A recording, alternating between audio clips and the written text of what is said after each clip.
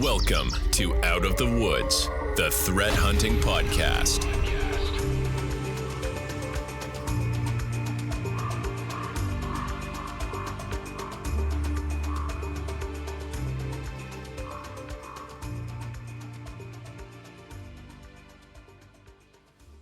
Hey everyone, want to welcome everyone to the Out of the Woods Threat Hunting live Discord interactive podcast that we do every month. That really aims to cover the burning topics relating to all the threat hunting and security stuff that you want to know and we want to talk about.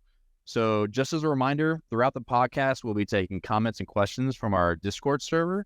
So if you want to participate, make sure to sign up using the link in the welcome message. And especially this session, we really want to see more participation and bring you guys in, because we were actually planning a guest this time and we had some challenges. So now it's just me and Lee. So we need you guys to help sub in with some comments and add to the conversation as much as possible. We look forward to it. Quick introductions. If you haven't been on the podcast before or heard from us, I'm Scott Poley. You can check me out on LinkedIn, connect with me there. But, 15 plus years of security experience all over the place. Love what I do. Always interested. And Lee, take it away. Well, sorry, had to sidestep with that GIF. That was poorly planned. But yeah, so I love The Office. When I was watching it, and I turned my head over, and I was like, "Oh, I don't remember that part." Try and keep it somewhat family friendly.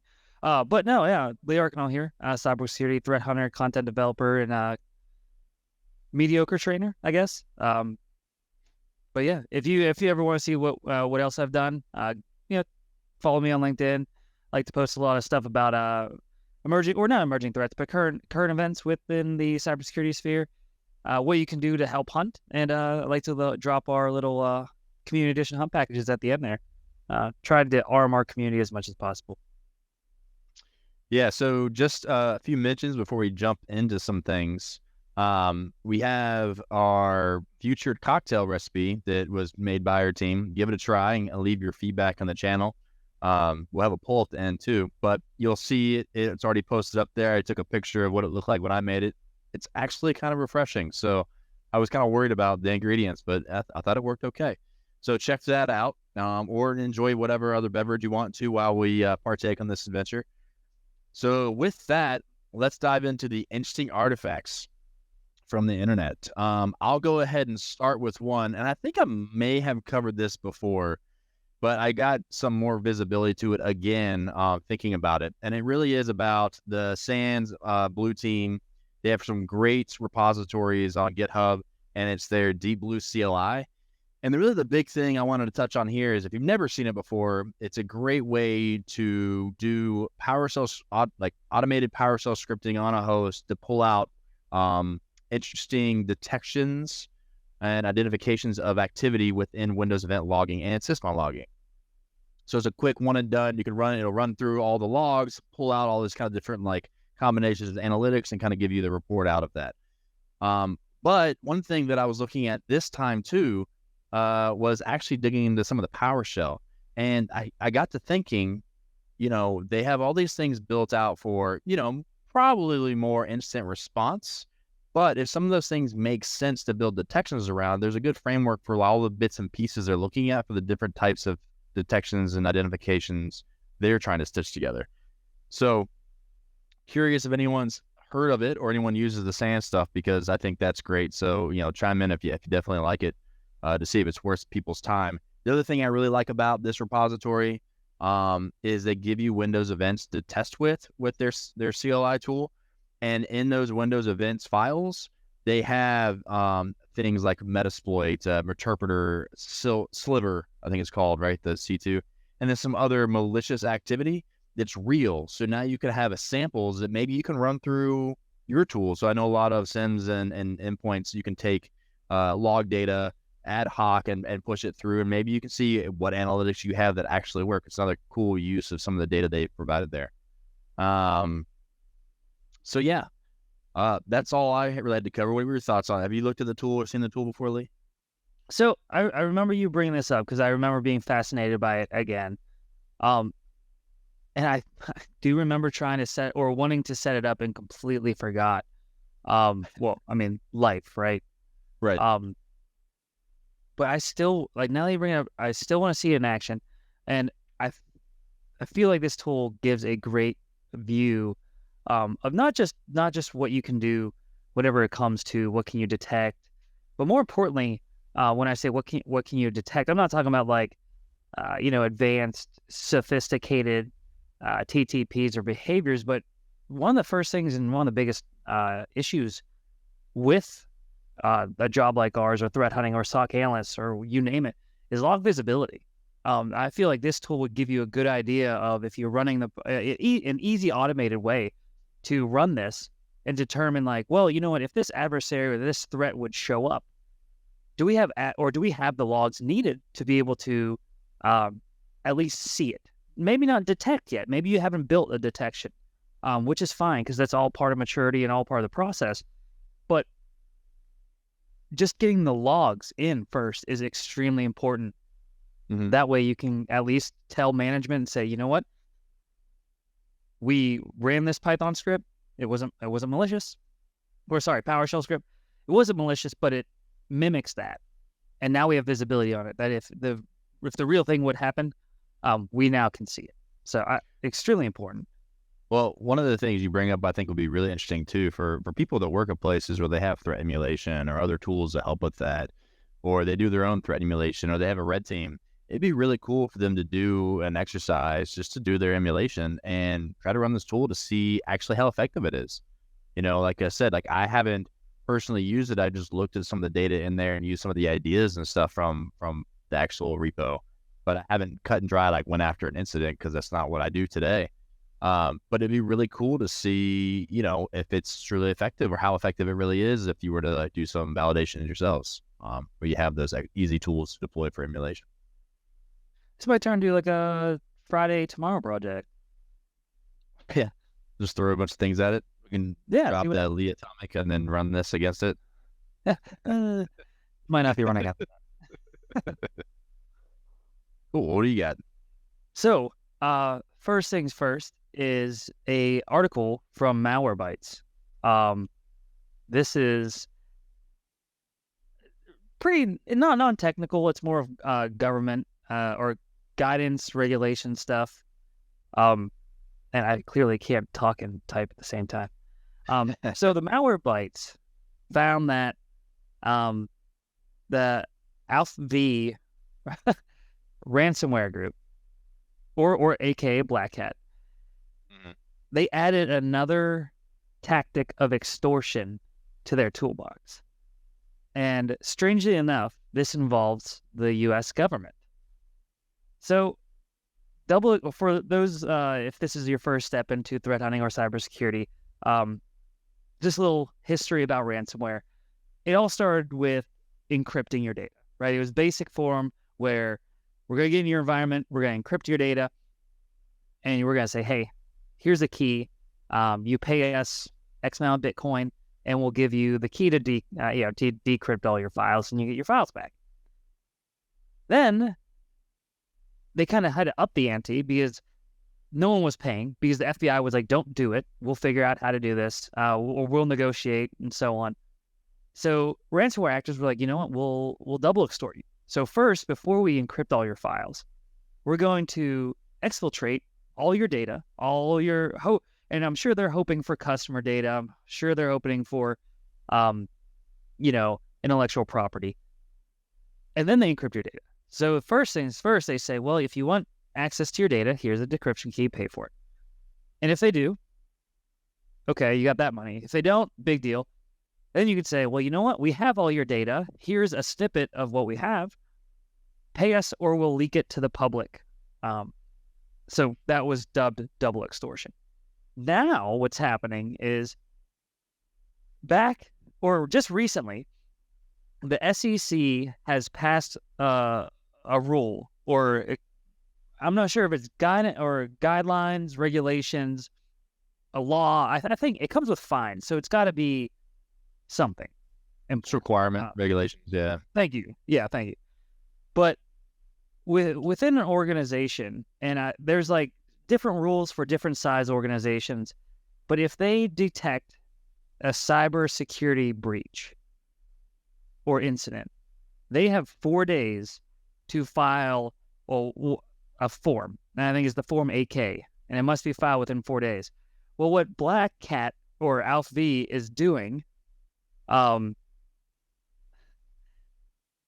they now, if it's over 4 days, what they'll do is they will file your Form AK for you to the SEC or the Security Exchange Commission? No, not security. Yeah, security. You're gonna have to make me look it up now. I'll look it up because I know got it the wrong right thing, here. and now I'm stuck. SEC, not security. No, they got security on the brain. All I can think of now is Eminem. Now the SEC won't let me be. So let me be me. This Securities and Exchange Commission, yeah, U.S. Securities and Exchange Commission. Yeah, Okay, there's an and in there. It threw me out. but they'll file that for the organization, which I find like putting salt in the wound. Like, hey, we got your data. Hey, we They're really trying to force people's hands, right? and I guess, but at this point, I don't know like what gain they get of that. Like, if you go out of business, then like, Well, so it just kind of want to hurt you one way or the other, and they're hoping that I if guess they so. threaten that you will then comply with whatever. Because after those 4 days and you haven't reported, and they know that, it's very easy for them to say, well, it's obvious you've been breached because we tell you, because they basically send you, hey, contact us to figure out how to deal with your problem. So yeah, it's an interesting way to basically say, if you don't follow and do everything the right way, we're going to screw you any way we can, Absolutely. And if I know the government, like at least I think I do somewhat, then once you get on that list, once you bubble to the top and they see you on a form like this, it's kind of hard to get off the watch list. Like, Yeah, they kind They- of follow they you, turn make sure on. you're doing everything right. Yeah. yeah. But yeah, funny is not the word. Ironic? No, that's not the word either. But like creative, I guess. It's just they're using our own regulations against us, which maybe it's interesting at this will first. be a big turning point. Maybe this will be like, well, we need to be on top of our stuff now. Like, we can't mess around. Or maybe you'll start getting lawmakers or people with experience with this to rise up to that lawmaker role and be like, well, you know what? Like, that doesn't make sense. What's interesting with all breach requirements or incident requirements is it's always that question is what defines that. But with ransomware, it's pretty obvious. So I feel like that's where they can pull that very easily, because like you might be breached and not know it, or you think something's wrong, but you don't really know if it's really a cyber incident. Like you might have something, and one thing is it's cut and dry, right? So that's an interesting thing too, because they're clearly setting the level of where breach at least needs to be reported every time. And they're not wrong. Like I think if that's the requirement, the companies should deal with it. But it's just, it's an interesting trick of the trade. Right. So like, I don't know. We'll see what happens. You wonder, are they going to waive the fine? I think they'll be like, well, this wasn't filed responsibly. Like, Well, yeah, that's what's more interesting to me. Is how does the SEC respond to that? Do they just treat it like any other report, or is it looked at as different, right? So that would be a good follow-up for sure. So Yeah. the next thing I want to bring up, because we're kind of doubling down a little bit since our guest isn't here, and they were going to talk about, I think it's just pronounced Waza, right? You want to? I got the link. I'll throw it in. But basically, it's an open source kind of SIM tool, but it kind of does it all, right? Why did it not paste? Oh, I was doing images again. Here, you figure that out. Throw it up. All right. So basically, it's like an open source SIM, kind of like when you think about ElkStack back in the day, that has analytics built in, but it's got they call it kind of XDR, right? So it's got the ability to do incident response because you got agents running there. You can do threat hunting, based on their description, it sounds like you can, but I haven't really looked into what the threat hunting really looks like. But they have a lot of access to different data. But what's great, because that way they opened it up, you can actually monitor containers, and so like instances in the cloud, Docker containers. But what's really good is I think this is a great tool for a small and medium business. Like what I thought when I saw this was when I worked in the university space back when I knew nothing about security operations, but I started learning about SIEMs and tools like that we could never afford. This just seemed like an amazing tool, because it was like, wow, not only does it help you with the security side, centralized logging and things like that, but it helps you with the compliance and reporting. They have really good dashboards and things, and they have a vulnerability where the agent's looking at all the vulnerable things that might be on your network. So it gives you visibility to all your endpoints that you're actually going to manage potentially, and a lot of data collection so you can build your own detections. I'm curious what the out-of-the-box detections look like.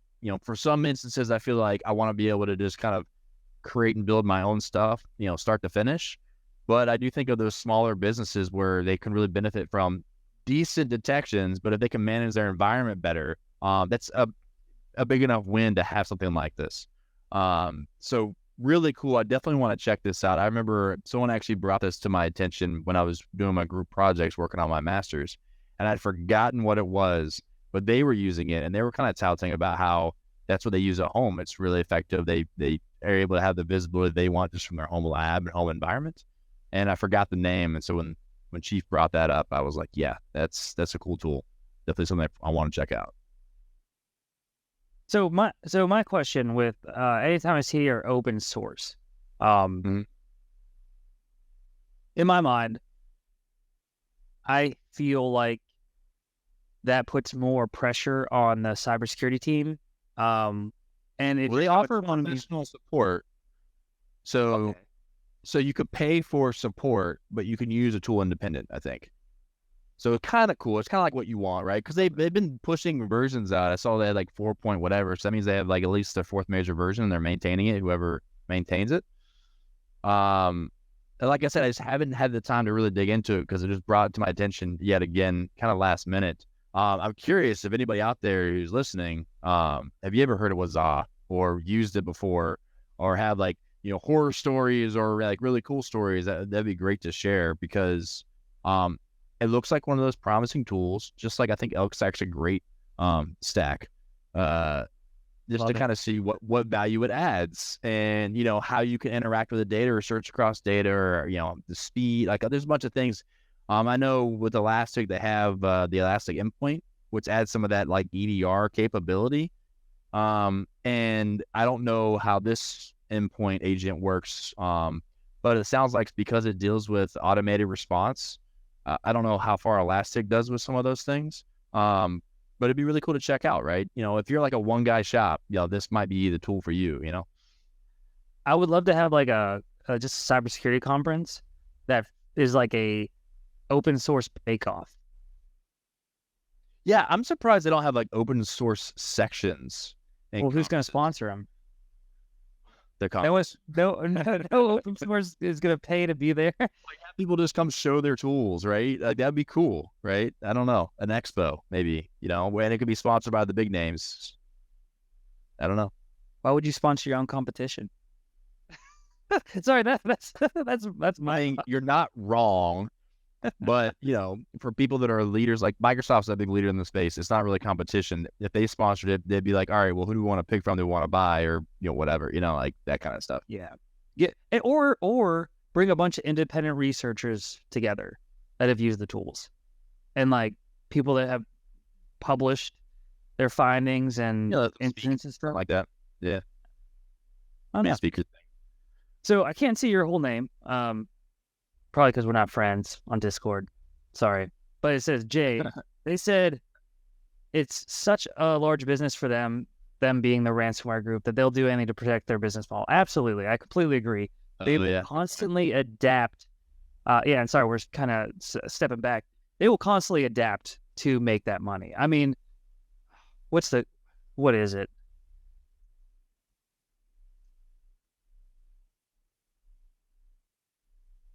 I'm going to just Google real quick.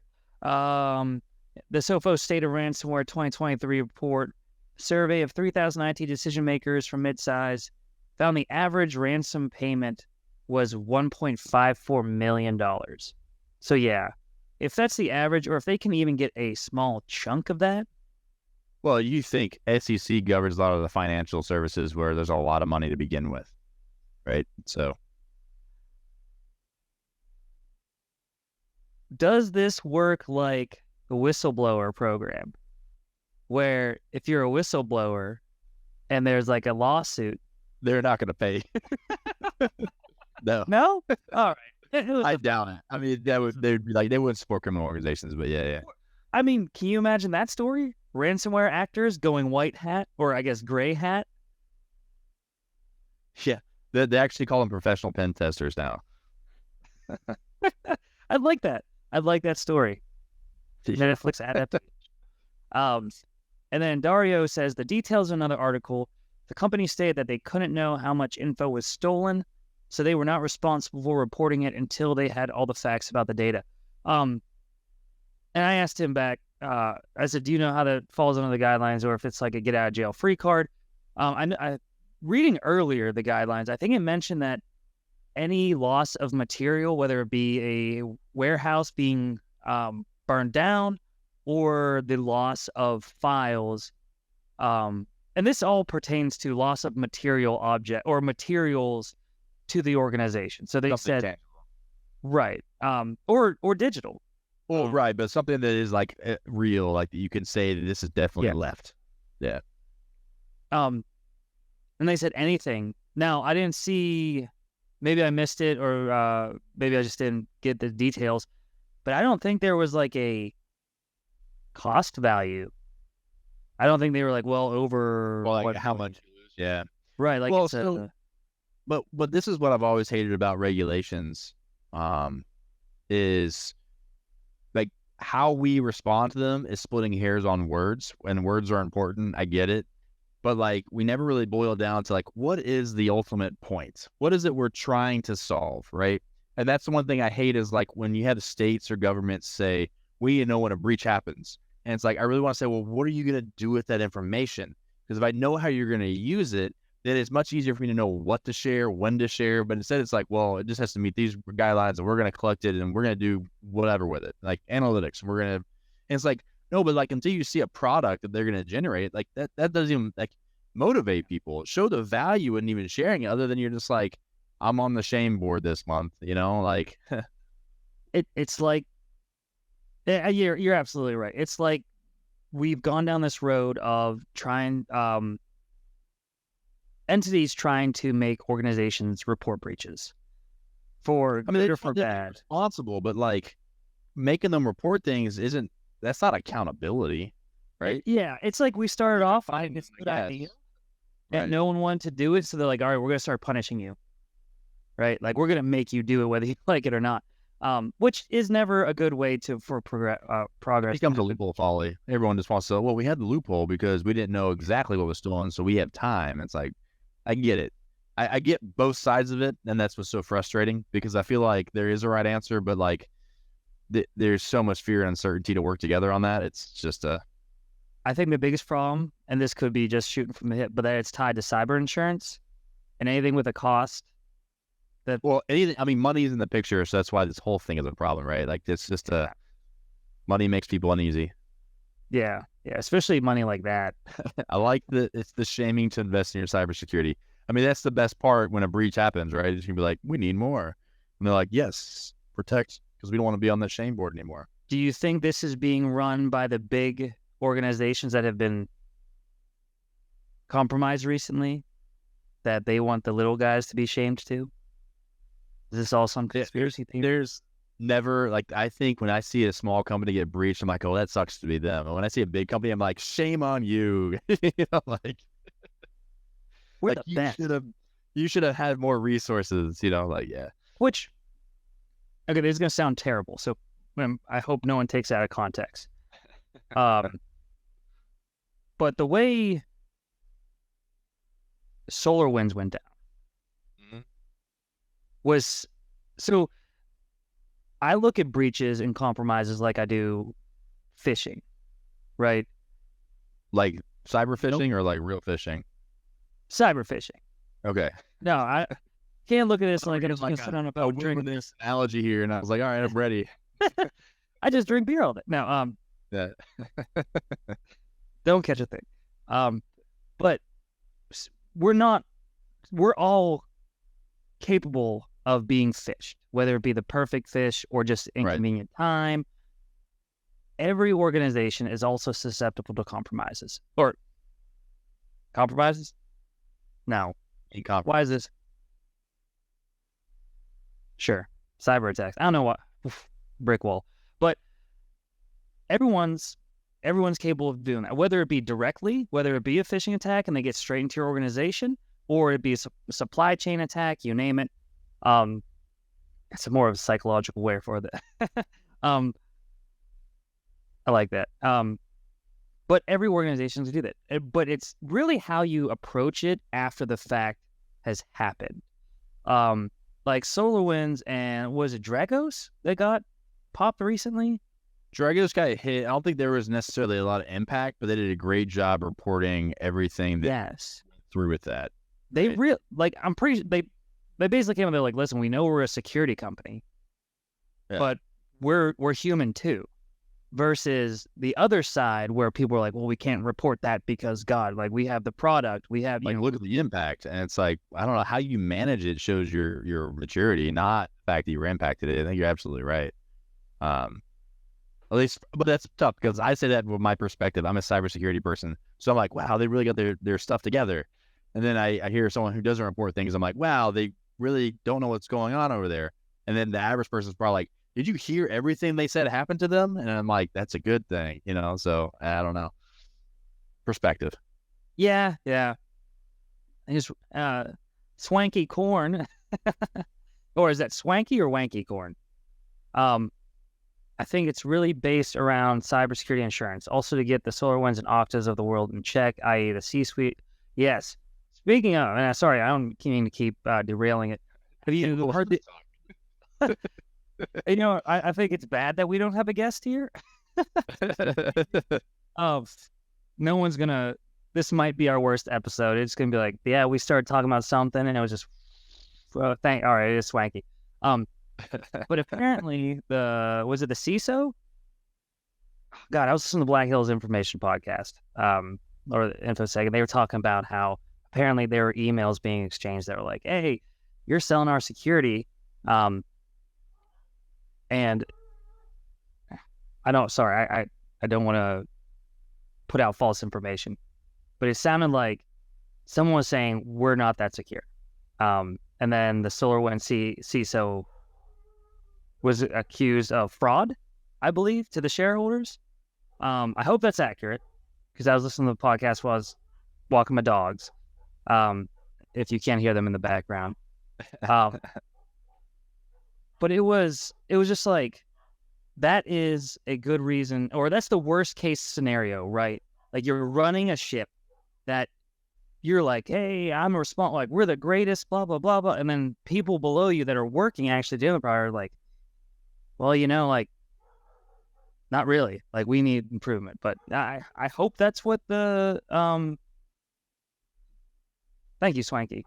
I hope that's what the regulations are aimed to do, to get people honest, to get people more aware, I guess. Yeah, so someone, was it Riptide, brings up a good point about the lawyers. And my only advice when it comes to the legal, like obviously legal is going to control the narrative and the conversation, or that's the place they need to be or want to be or whatever. But I think there needs to be that level of expectation with legal team on what stance does the company want to take if something like this were to occur, right? Like a matter of, hey, we want to be as transparent as we can to the public if something like this were to occur. And these are the things we want to be able to share. So you as a legal team needs to figure out how to make that happen, or figure out what we need to do to facilitate some of that, because a lot of times when people hit the panic in that area, it's almost like they're like, legal handle this. And the natural lawyer legal thing to do is protect, to the point where they're not going to represent the company the way maybe the company wants to be represented in the time of a breach. So I think that's also a really good conversation to have, to make sure that everyone's aligned when it comes to these types of scenarios. So, and you know what? I believe Dario said it earlier too, where he said they weren't responsible until they had all the effects and the data. I think you can definitely report a breach and still say we're in the process of figuring out the impact, like you mentioned. Honestly, like if I was the government or if I was a consulting agency and someone came in and said like, hey, we've got something going on, could you help us? I'd be much more willing to help that, other than someone be like, well, you know what, we got something going on, but we're not sure if we need to do anything about it. Like we're checking in on it and being like nonchalant about it. yeah. So I definitely lied about their security. So yes, the scenarios with the goals. yeah. So I don't know if you want to take us to the next one, because I definitely have an interesting point on the next one that you were going to bring up. And that is, where am I looking? Black Cat. Yeah. It's the CISA stuff, right? Yes. So this advisory covers the Royal ransomware, and it's recently been updated to include the Black Suit ransomware. It's been in the news recently. I think it hit a school down in Ohio, outside Columbus. It's had other, who else did it hit? Someone else that was significant. Of course, they didn't put it in the meeting notes. Nice. But they've been picking up lately. Now, the Black Suit ransomware came out, and they realized, or through looking at static code analysis, I'm sure dynamic analysis as well, that the Black Suit ransomware was very closely related to the Royal ransomware group through both tactics, techniques, and procedures, and the code source itself.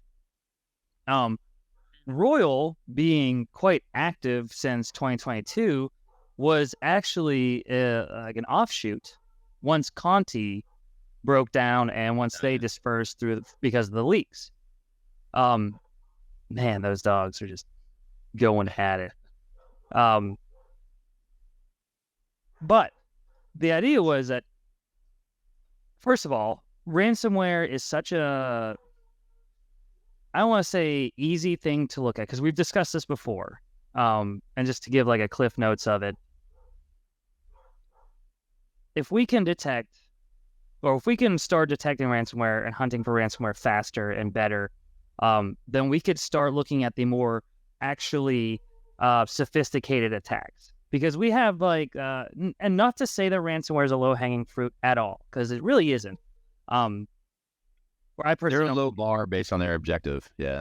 Right. They're not gonna embed them in your supply chain and wait for a year or two to collect as much information as you can. You know, they're there to smash and grab.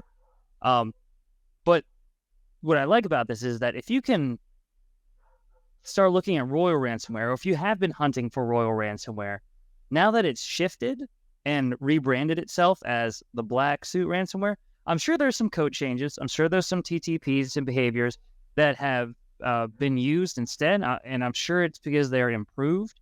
I'm sure it works better. But the idea is that because ransomware groups are so familiar, or so, the goal is similar, and they work together normally. There's a lot of discussions about ransomware groups, either like a guy having two jobs as a ransomware operator, will go to Conti one day, then Royal the next, and so on.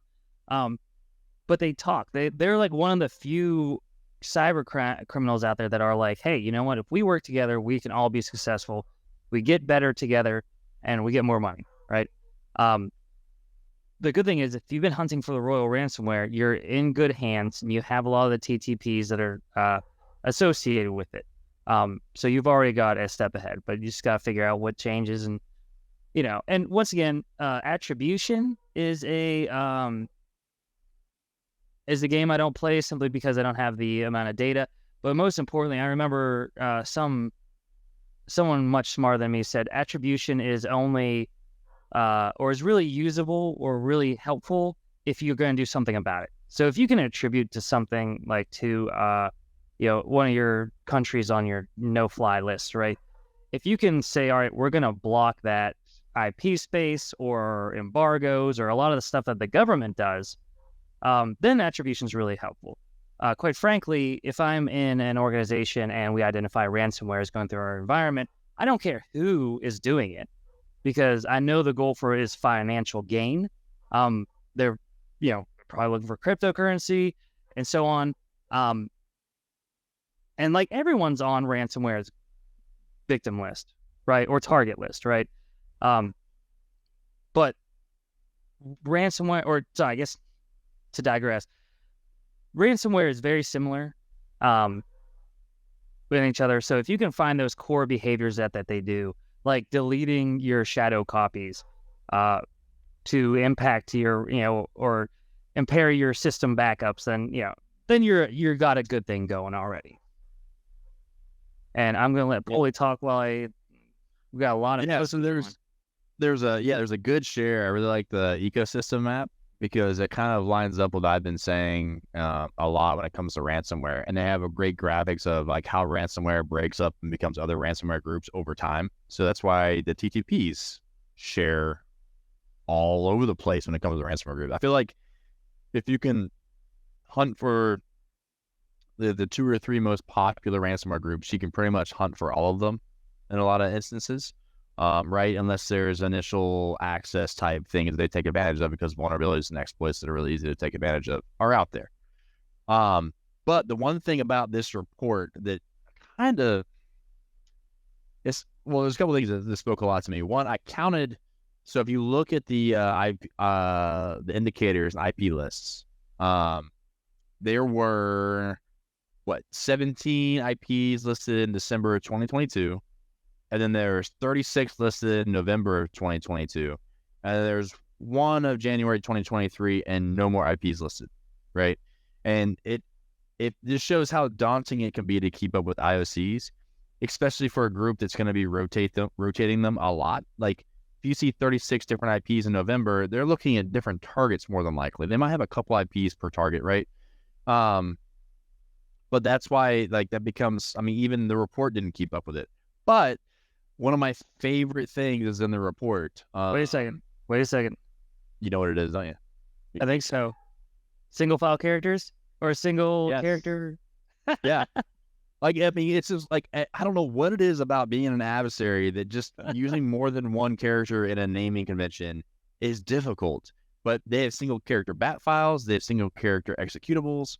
And if we let those fly because this is the most trending thing that's gone back almost a decade, we should kind of be ashamed of ourselves if something like that hits us.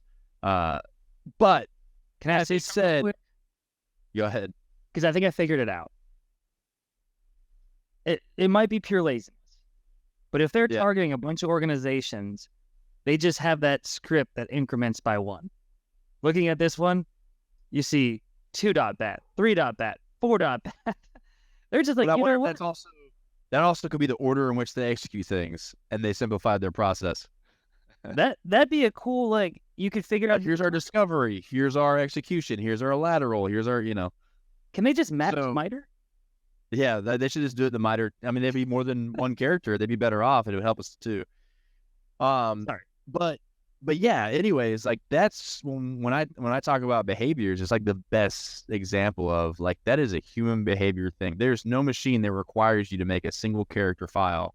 But us as humans, we don't, if we're this is a throwaway executable or a throwaway bat, I'm not going to try to be creative and blend in, especially if I'm going to be there for, a week.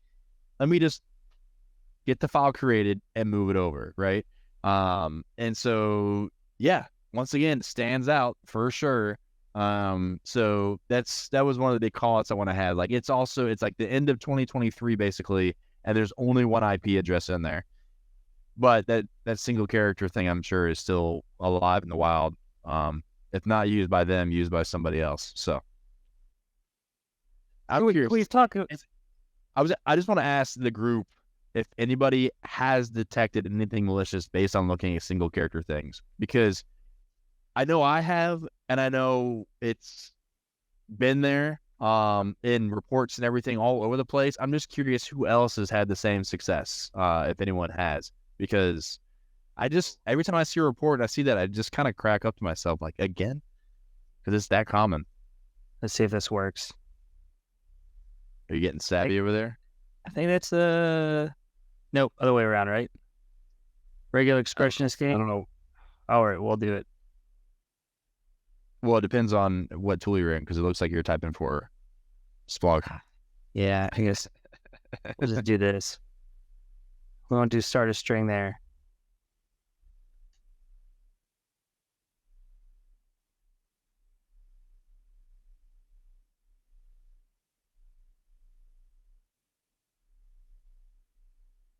This would be Yeah, the end of line character. What? Anchor it. Do the dollar sign. Yeah. I mean, it's close. There's different versions of that you can do, but yeah, something like that hopefully gets you there, right?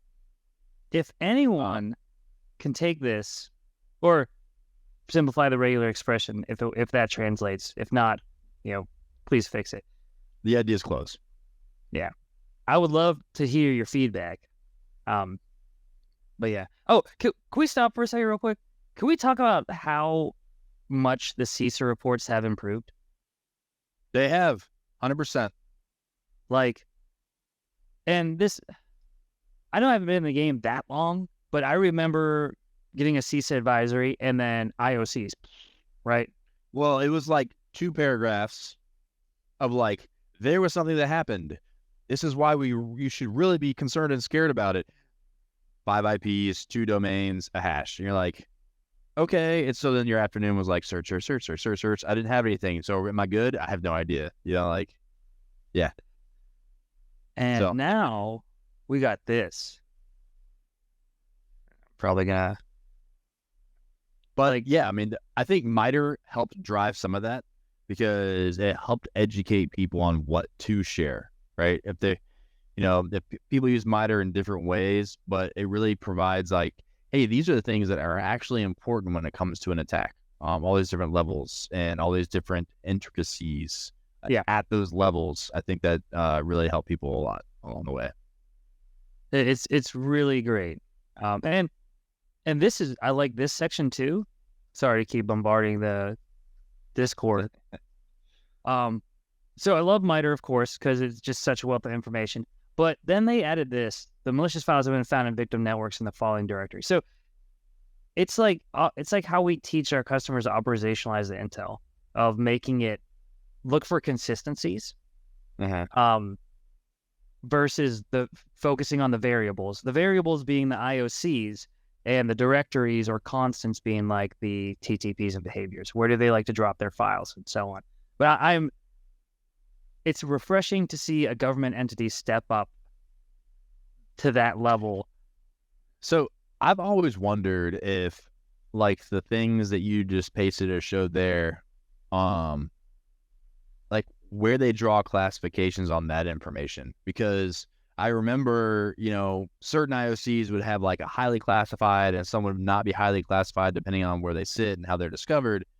But that other information, is that considered more sensitive because it tells more the narrative and what actually happened? And so that was part of the barrier, or was it not even being considered? That's, I have no idea. I'm just kind of food for thought. Like, I wonder if those were barriers or not based on that sharing. So, because I mean, like, they're smart people to work in government. They deal with threats all the time, right? So, no, absolutely no. Yeah, I hope no one took that as me saying the government is stupid, but because there are amazing people that work there. But even with the smartest people, I know the government has a lot of red tape, regulations, and paperwork and stuff. So to see them, so it's good to see. All right, well, I think that kind of closes out some of the finds we had. There's some discussion pieces I want to bring up. And the first one, really, I'm really curious to the people that have been talking. I don't know if you're responsible for implementing new technologies. But I kind of want to talk through what does that look like and what makes sense from an approach, because I've kind of gone back and forth where I'm not always responsible for implementing new technologies, especially when it comes to, bigger organizations. But like, what are some of like some ideas and things about, right? Like, what kind of process people go through for implementing new technologies? What are some of the gotchas that usually upset people, or get you in trouble, when it comes to testing? How is that being done, and risks? And the reason I bring this up, I had some conversations with some folks about implementing new technologies, and it was around, being a cybersecurity professional. It's like, gosh, I really want to have every single security control in place. I want to make sure all those things are crossed as I'm onboarding something, so I know that it's good, right? But then that adds a lot of time sometimes, because sometimes things just don't work unless you understand how they work, or you run into some of those hurdles, those gotchas, I guess we call it. Versus there's sometimes we implement things under like the default configuration, right?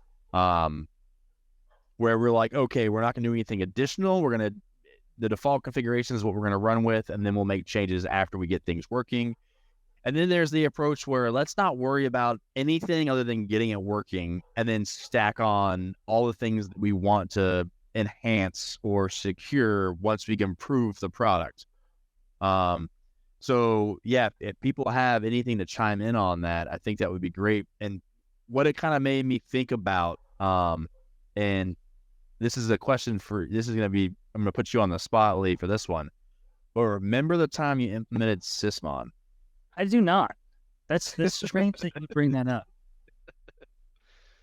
But you had to go through a process, right? And like, I want you to kind of talk through your process initially, what you kind of learned from going through that process, and if you were to do it differently the next time, like what you might change. If that makes sense. So I do want to say, though, I did leave out one answer, and I forgot. It's E. We paid a lot of money for this. We need to get it working. Yeah. Depends on the tool. Yeah, that's true too. Like, what is it for? Complain. Now, are you saying it depends on the tool, referring to the person or the technology? Good question.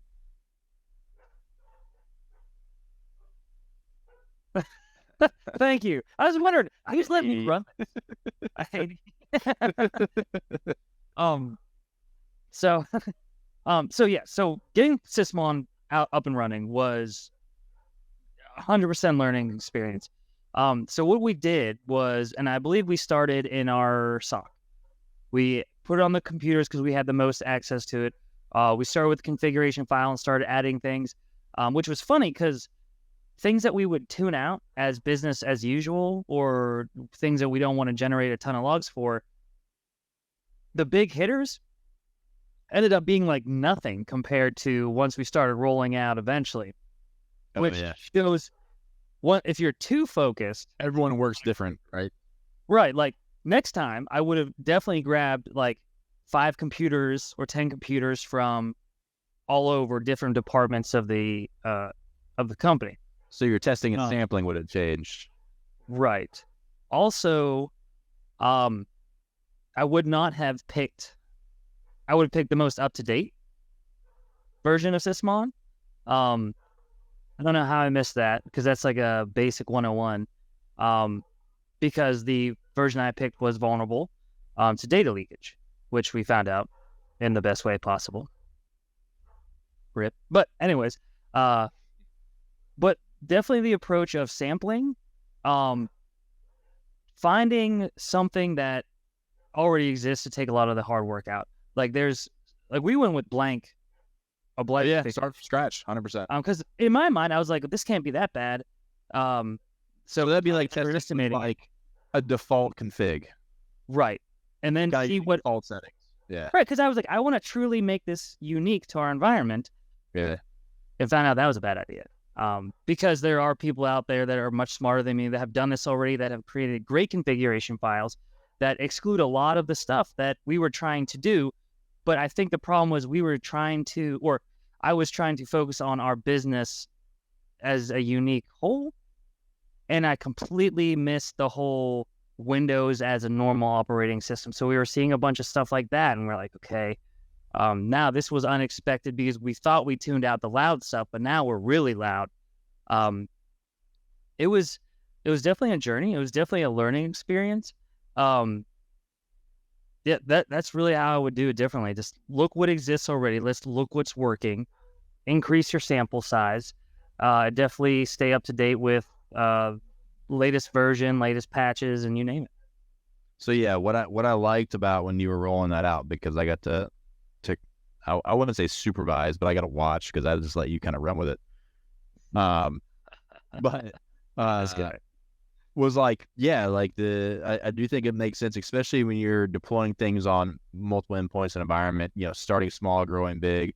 But I also liked how you were utilizing tools and working with other teams as you hit different sections of the org. Like, what was the network impact? What was the collection impact? So you had a lot of really cool measurements to say, yeah, how does this affect anything else? Which was kind of cool, that I liked.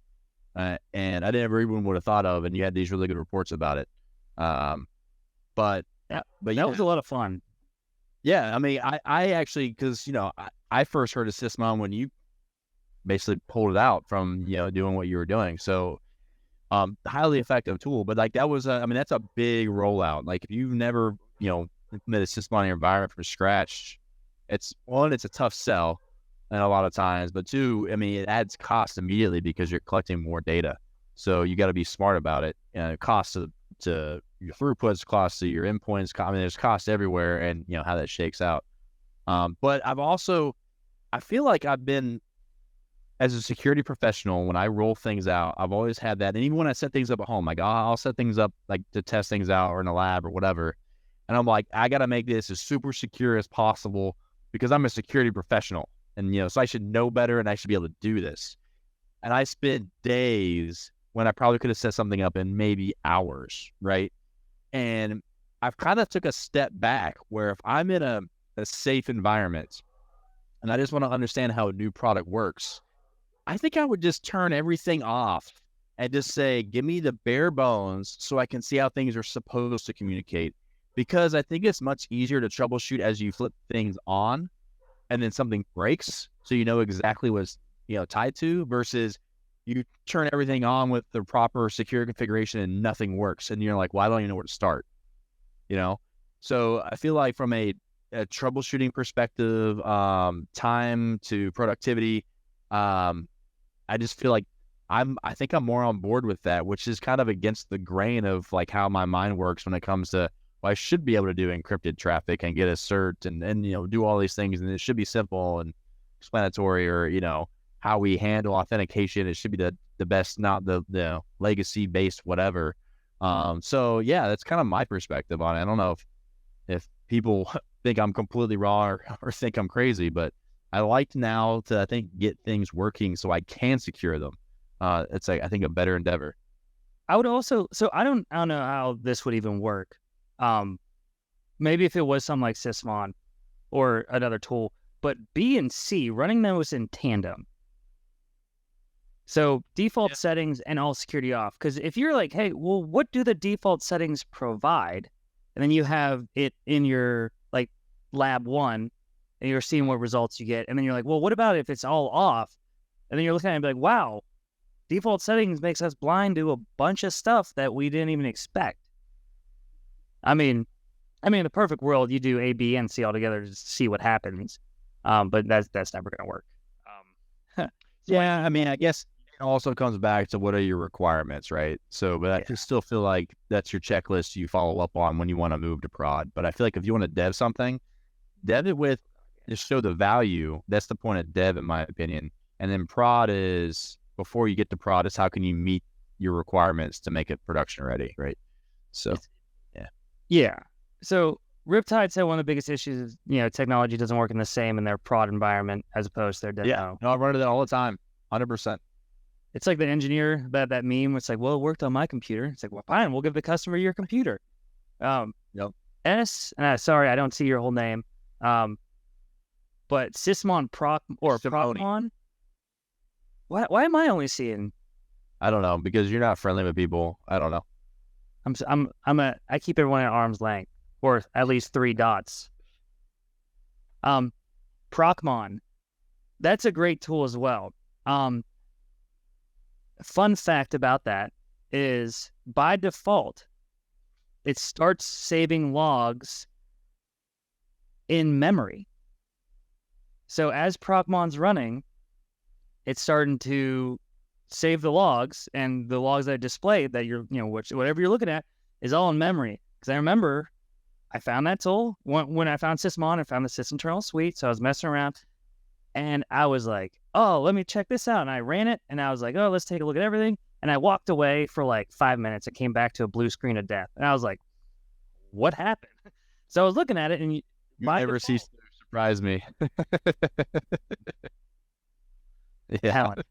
But like, it was just wow, because I was like, why would you do that? And I get it if you're only doing it for a short amount of time. Like if you were yeah. And like, if it's like more of digital forensics where you're like, I just think I want to take a look at this malware or whatever run, catch all the material or catch it all and stop, fine. But if you leave it running, you have to change it to like write out to your save on the disk. When you said the BMC defaults blinded you to some things, when I deploy antivirus, there's a setting. He's saying that if you know what the defaults are as an adversary, you could sidestep. Like, if you know what tools you're up against, you can like basically create your attacks to beat the default settings at least, which I think is a smart thing to be said, right?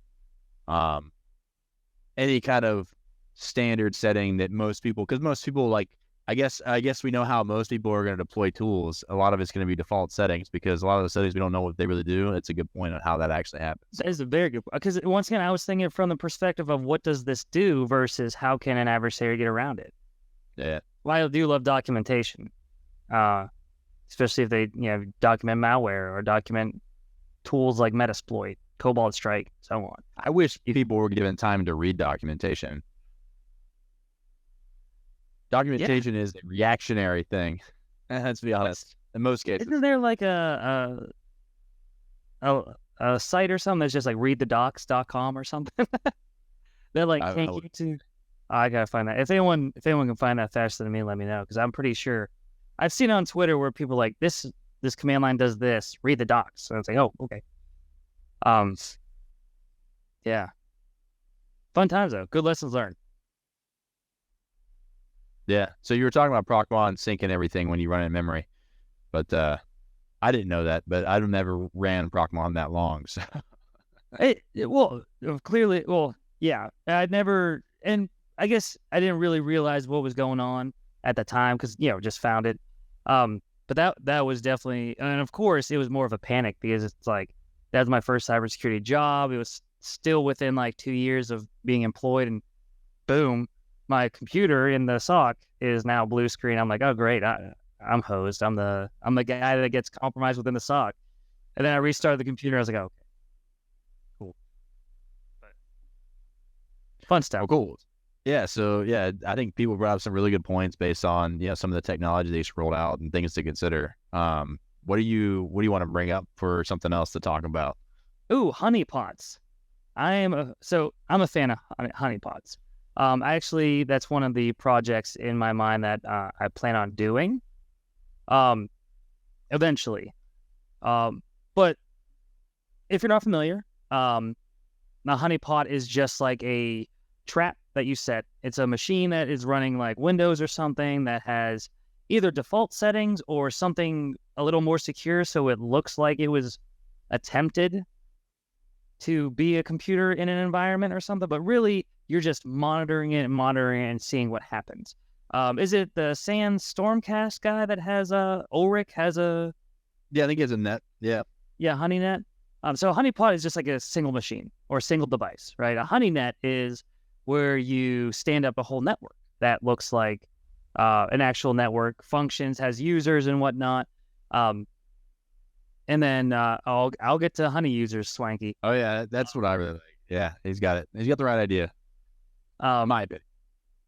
No, absolutely. and so you got a whole honey net, right? If you have that resource. And then you got honey tokens. Now, honey tokens could be honey users. It could be files. It could be file locations, whatnot. If I were to, yes, it's like, yes, cyber deception. Thank you, S. I was actually going to mention it. This is a term of cyber deception coined by John Strand. Apparently we listen to the same things, which is, I think I'd like you, S.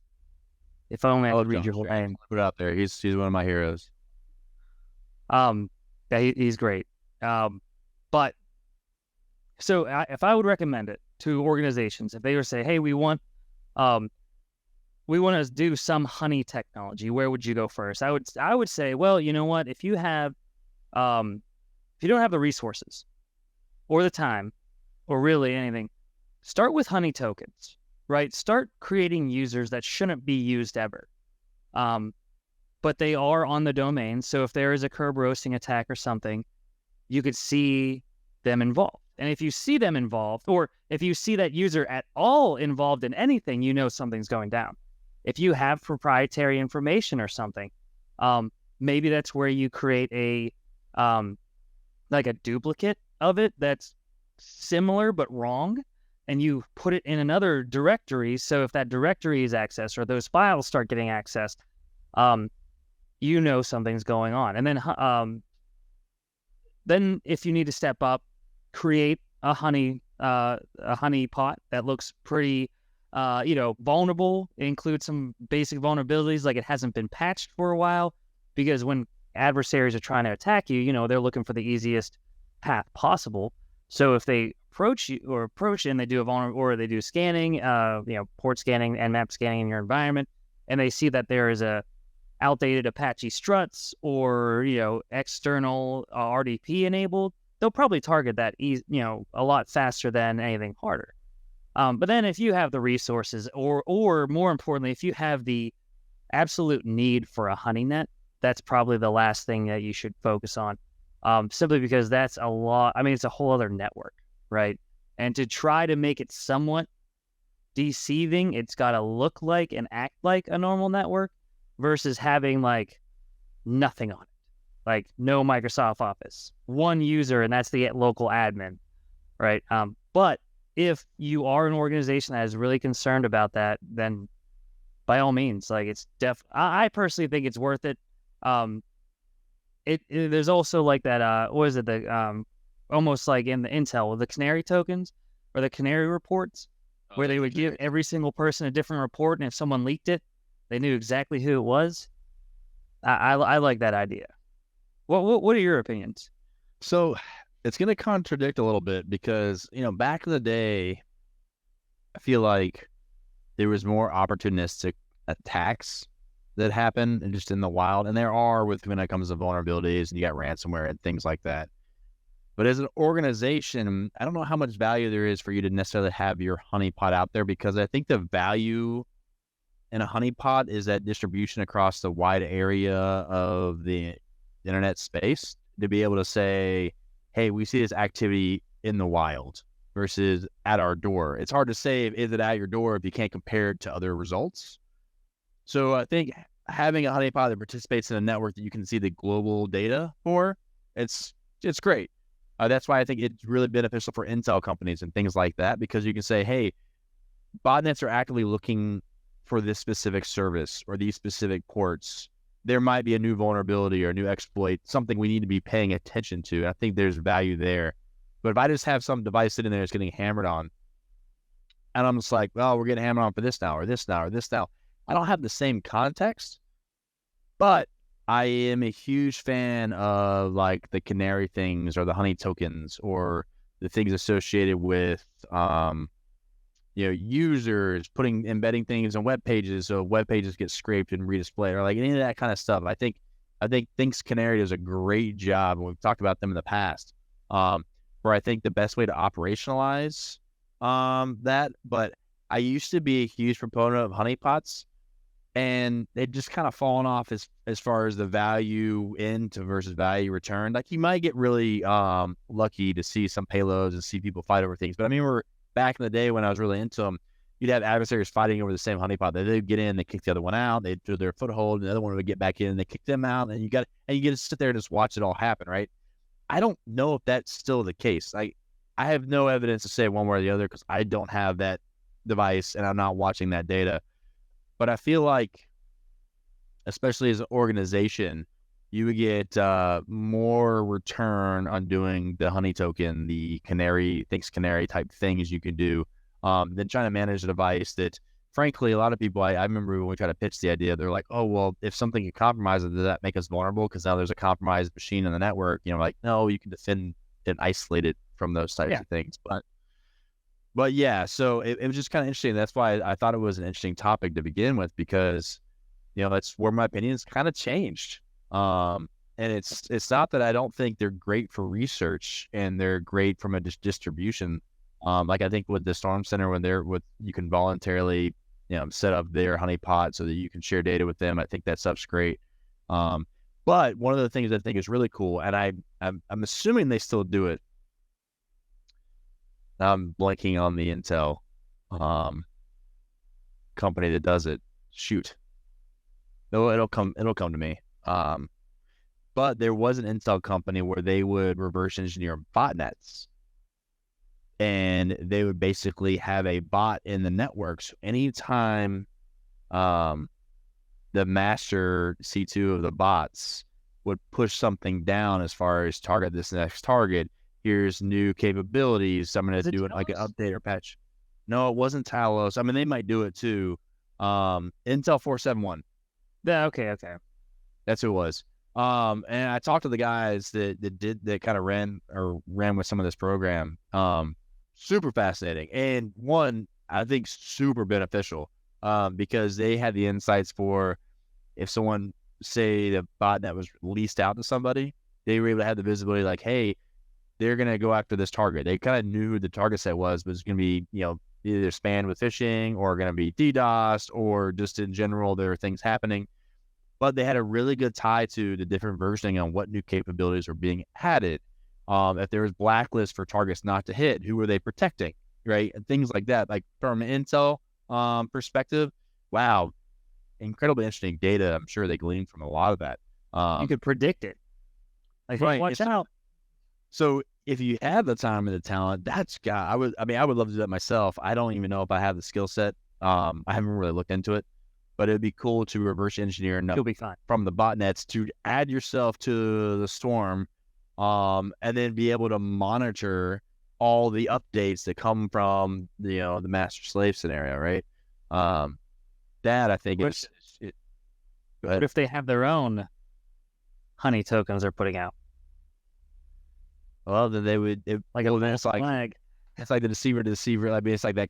It is pretty much espionage at the highest level, right? Where everyone's always deceiving everybody.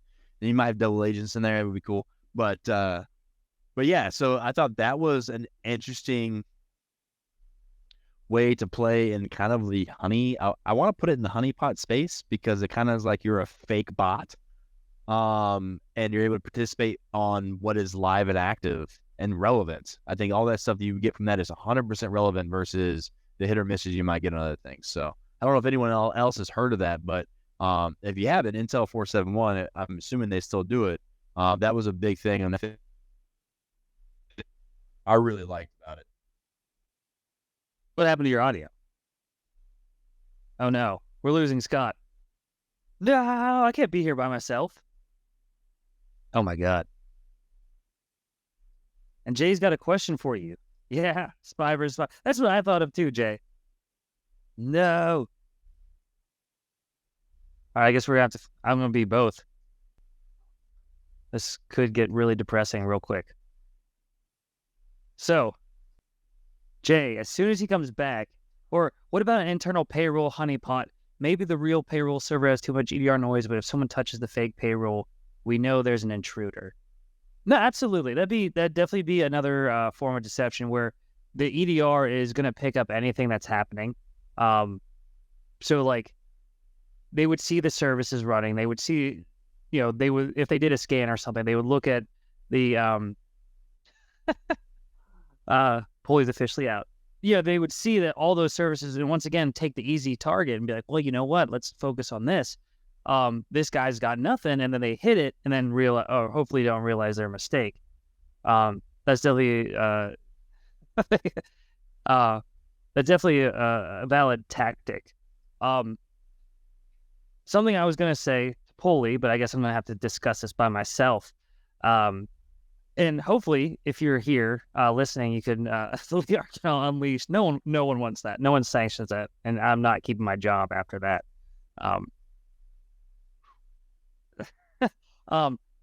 If you're thinking about, now I guess a monologue, how honeypots, or an interesting thought that I had was, how can we apply the honeypot, honeynet, and you know what to the technology topic we just talked? I thought it'd be really cool that if you do like set up, then I believe who was it mentioned the levels documentation. Jay, it was you. So if you sat there and said, you know what, hey, we're going to set up this new technology, and don't put in your test, or put in your test. See what the normal stuff looks like. Get your proof of concept out, and then move to your honeynet or whatever's going on over there, or whatever you decide on, where you have the tools set up to be either completely off, completely on, or just default settings, just to see what would happen. Like Jay said, what if it's looking at multiple levels deep? Are people or adversaries starting to try and read the documentation, see where they need to be, and how they could bypass that tool or technology? And that would be a perfect learning experience from, honestly, organizations sense, because then you could start thinking about, well, who's targeting us? Who is, or who could be aiming at us, and what tactics, techniques, and procedures are they using? And then from a vendor's perspective, can you imagine if a vendor did this? Like, hey, he's back.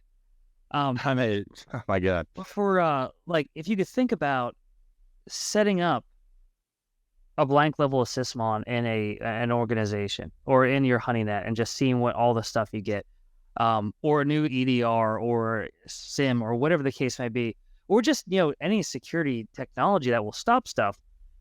What are you seeing? What are they trying to abuse, and so on? Polly, now that you're back, I was trying to tie our first topic with our second one about setting up a honeynet with your security technology that you're implementing. And honestly, I could see this better, more information from a vendor to see how their product's doing out in the wild. That if they put their technology in a honeynet, or a honeynet, and sat and watched to see what would happen, they could learn a lot from that experience. Jay says, rightly, but my question is the opposite. I need to ignore all the EDR noise on the real payroll server, whether it's legit or not, because it's incomprehensible, until the only real way to see if an EDR is a real alert. Oh, no. I get it. I was thinking, trying to fill the dead. You did great. Thank you, Jay. No, you're right. I guess I thought of it from a perspective of ease, where if adversary looked at all the services running and got a feel of what was going on that server, that they might pause on that one and then go for the easier target. But I need to ignore all the EDR noise on the real, whether it's legit or not, because it's on. Okay, so you're saying you can't even read anything, and then you're learning from, and correct me if I'm wrong, so you're learning from the fake one to start figuring out what you need to focus on. Is that correct, Jay? Did I read that correctly? Hopefully it's a yes. Well, I know sometimes when it comes to when you have a honeypot that's exposed, or something that's exposed a lot, you expect a lot of extra noise. So you do have to have a way to filter some of that stuff out, especially if you're collecting data from it, right? I don't know if that pertains to what he was kind of alluding to or not, but that's something where we've always, struggle when we want to put something out on the edge, especially, right? Something that's going to be easily reachable. Like, what does that look like? Because now you have the internet radiation just bounding off of it over and over again. It looks like a bunch of port scans and Mmap scans. Right. So it's how do you want to manage that per se? So yeah. So I don't know if we want to see what he has to say, or want to jump to the next. Let me see what we got next. Is it a light top? It's Oh, there we go. It's a me. Yeah. I have 200 alerts on the real payroll server. We don't always know what that means, but no one should be hitting the fake pro. Okay. So what's interesting when you say you've got like a large number of alerts per se, what's good is a way to like aggregate that down. Like, is it a single source hitting it, or is it, depending on the type of alerts, if it's authentication, is it the same username? Like, just looking at specific fields can help you narrow that down very quickly to say, what do I care about or what I don't. Because it'd be really interesting if you're just getting hit from a lot of places, because it's like, well, that doesn't make sense unless you're edge exposed. If you're internally exposed and you're getting hit by a lot of places, like, well, something like we've actually, gosh, now you're making me think about it. I remember we had the problem, we stood up our SIM and we're looking at alerts and we were doing vulnerability scanning. And we ran into this problem where it was like, well, gosh, we know once we learn all this, because we saw this bad activity, we're like, people are trying to exploit things. And we're like, what is this? And we finally figure out, oh, that's our vulnerability scanner. Well, that's cool. And then we're like, well, we should whitelist that. And then the question was like, well, that scanner has the keys to the kingdom. Don't we want to know if it does something? And we're like, so it was this huge challenge of like, how do we convince management we should care, right? And the right answer, right? And the right answer at the end of the day is, we know what that is. It's expected behavior. We have to detect on something else, right? It's just not worth your time. So but it was like one of those things. I remember that was like a huge, like, well, what do we do in this situation? And we made the wrong decision for a while and just suffered through the pain of trying to respond to what this could be and investigating everything and to realizing it's not worth our time. We can, do better things. So. Yeah, I think we should get to the next topic, even though we have 13 minutes left. Yeah. Is it am I looking at it correctly? It's the coding one, right? Yeah. Programming skills. Yeah. So this I always find is a very interesting topic, and I'll kind of frame why I go here too. I remember I sat on, I wasn't like officially, selected to sit on, but I attended. That's a better use. You look at the curriculum for a university, right? And they were basically saying, look at our cybersecurity program as an outside third party business or whatever, and give us feedback on the curriculum and the things we're covering. And they walk through the curriculum like, well, this is a class, this is what this covers, this is that. And they were pulling out things from a programming perspective, like, yeah, we used to have some things that cover some JavaScript. We don't think that's important. And we're not going to do any kind of C+ stuff. And we're thought about doing Python, but we just don't. And they basically were pulling out all this programming stuff where literally they were saying they were just going to get rid of programming altogether because they didn't see the value. I remember sitting there thinking, like, there is definitely value in understanding code. Now, your curriculum maybe shouldn't be about, I can write software, right? But I should be able to say, if I look at a piece of code, I understand roughly what it's doing and what are some of the nuances with coding in general, like how are things stored, how are things used. And I kind of like was that guy who had to raise his hand in the middle of the talk. Like, everyone hates that guy. I'm like, I'm like, everything you're pulling out, like literally my analysts at the SOC have dealt with, right? And on a professional level, on a day-to-day, like we were looking at PDFs that had embedded JavaScript that were doing things, and we needed to kind of know what it did so we knew what to look for after the fact. Like, hey, it pulled down something, it downloaded something. Well, now we know what to look for. Or it tried to run something. Well, what did it try to run? Was it another payload that got through somewhere else? And then when it came to like, especially PowerShell and Python, I was like, gosh. And, of course, the response, this is why my biggest harp with academia was, well, that's really good idea, except for we can't change the curriculum. So I really appreciate your feedback, but we're not going to do anything about it. I'm like, oh, okay. So really it comes down to, I'm laughing because I'm struggling getting your pull out there. And I saw it blow up for a second. Yeah. The team just watched me struggle for a while, then finally threw it up there. What's good? Who let me drive? This is awesome. This is why I like you to do things. Will be entertaining. But so it really comes down to, I'm kind of curious, of the group that's been participating so far, like, what's your perspective? And we have the poll, it kind of covers it. Like how much programming knowledge do you guys really have, and how much do you apply? Or like, do you actually look at scripts or look at, bat stuff or whatever it is, to figure out what's going on? And to be honest, that's also a thing when I look at reports. I look at the code in reports a lot of times just to say, like, what is and not the assembly stuff. When people do like malware analysis, they break out the assembly and the API calls, they get references. I'm like, that's cool, but I can't detect on all that. So, but from a behavior perspective, I really like the other stuff. And so I think there's a lot of value to understanding code, but I definitely don't think people need to write it unless they want to make tools, right? If you want to make really cool tools or participate in GitHub and have things shared out, like, yeah, perfect. We love people in the community that can do that. But from an analyst perspective, I just really want someone to say, hey, I can see there's this function, and in this function, it's trying to do these things, or it's calling this other function, and based on the name, I'm assuming some things or whatever, versus just being like, scared and just not really addressing the issue. So I don't know if anyone else has a take on that that's listening, or Lee, what's your whole take on what do you think about programming skills? So programming skills. So first of all, it all depends on the role that you have. And I know that's an easy answer. But if I would love, oh man, amen, Swanky, you're on it. I love that. Actually, that exact cyber chef too. So first of all, it depends on your role. If you are a reverse engineer, I hope you can write something so that you understand programming from the most basic coding of like machine, right? Because if you're looking at IDA Pro or any other tool like that, that's what you're going to see. Because I've looked at it before. I don't understand it. I'm not good at it. Now, if you're talking about programming like for an analyst, I would love to either teach or go to a course that is living off the land or coding or scripting. I don't know what term, because it's not really coding. Level, like just to get things done, right? What does Windows Command Shell look like? What's PowerShell script?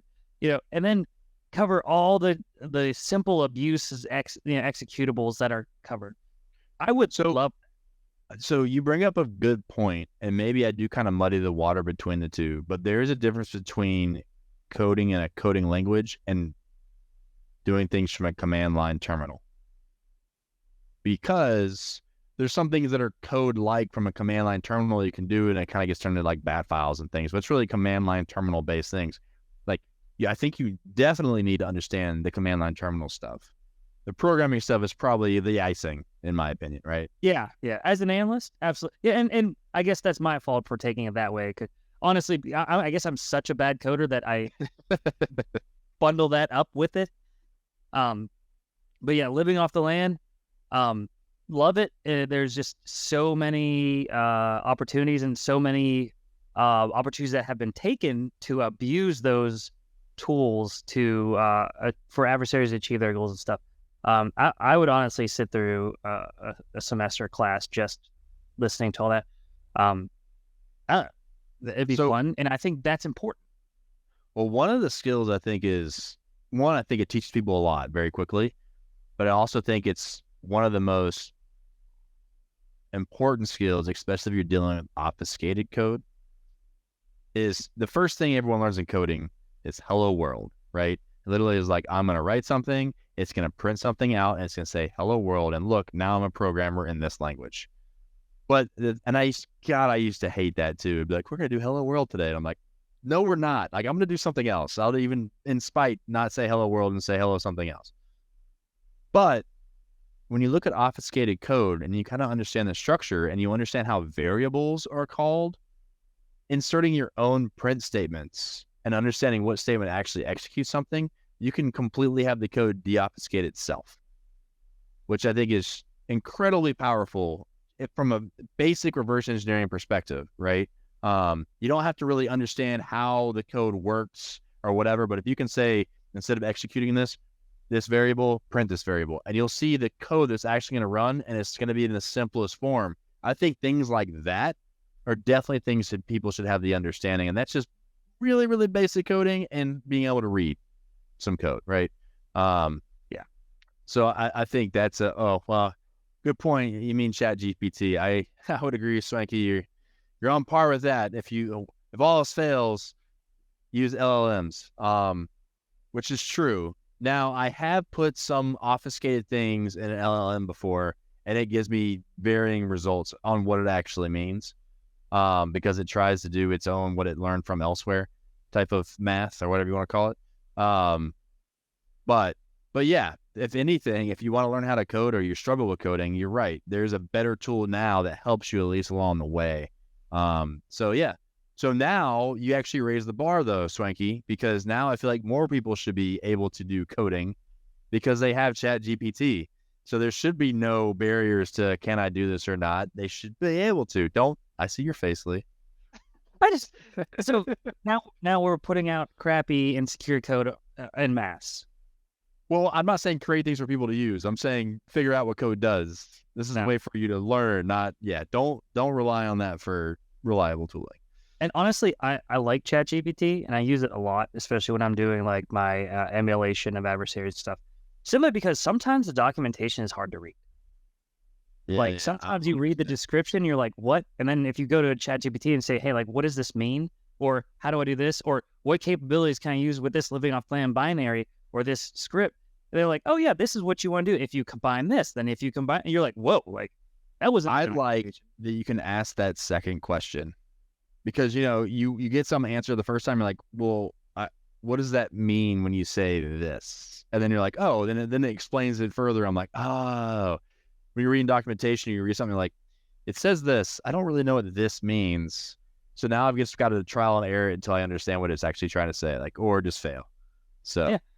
And ask it for like output. Like if I run this command, what does the output look like? They'd be like, here's what possible will look like. Of course, they're putting like their variables and stuff, but and then error codes. Ooh, how did I have this? Yes. From a really good perspective, if you're writing something and you're not just trying to read, interpret, or analyze, definitely in writing those error codes with ChatGPT, I use that profusely because it gives me like 3 suggestions, and at least one of them gets me along the way where I need to go. So, and it doesn't insult you, make you feel bad. Oh, yours doesn't? Mine does. Maybe it's just because I've insulted it personally. I think it started out that way, but I've used the phrase explained to me like I'm an idiot enough that it's like, all right, we're going to put the kid gloves on. Yeah. You get special treatment. Yeah. They're holding a bunch of stuff back. Well, that's good that it identified that. I never did. Even a machine can. Well, so yeah. I think we're kind of coming up to the end here. So I just want to mention a few things, unless you have some closing remarks you want to mention before I go to the outro. No, I'm good. Yeah. So if you partook in our future drink, the Malicious Mistletoe Mixer, I did. All I got is the mint sprig that I put in there left. Actually, I thought it was very drinkable. Mint and cranberry, I would have never suggested the two. I could drink it again. I did use Rumplemints instead of just normal Snops, so it was actually much stronger, and I thought it was tastier. You use Rumpelstiltskin? Rumplemints. It's 100 proof. Yeah, that's fun. So that gray area where you signed off, was that just you booting and rallying? Yeah, I was like, oh god, I just up chunked everything. No, actually, it was funny. I touched my adapter on my Mac, and then the whole thing crashed. I've never had that happen before, but I do have probably over 1,000 or more tabs open in Chrome on multiple desktops everywhere, and I think that's really what did it. So I got to do some tab management when we're done here. But so with that, great conversation. I want to thank everyone for joining. Once again, we love talking shop with friends and colleagues. I appreciate some of the engagement we had today. Actually, you guys mentioned some things, made me think about some things differently, which I love. So hopefully I was able to do some of that for you as well. But please, if you like what you hear, check us out on the Apple Podcast, Spotify, or anywhere else you actually check out podcasts, and leave us a good review. It helps get our ranking up so we're out to more people and we can bring more people in and have a bigger conversation, which is, I think, great. So we can get discovered that way. Recommend us to a friend. Yeah. And you too, Riptide. And if you kind of like what you hear here, Lee and I typically we do our weekly where we actually grab 5 emerging articles, I'll call them, because they're not always threat based, But we try to kind of give ideas for different content and things you could create off these specific reports, or how to think about them from a threat hunter's perspective, and what we would do to operationalize some of these components. It's usually about an hour once a week. It's usually hits on Wednesdays. So definitely check that out. It's a good time too. But with that, I appreciate everybody being here, and happy hunting. Happy hunting, everyone. Thanks for listening to the Out of the Woods podcast. Be sure to subscribe wherever you heard this podcast so you never miss an episode. For more information or to connect with Cyborg Security, check us out online at www.cyborgsecurity.com and follow us on social media. We'll see you next time.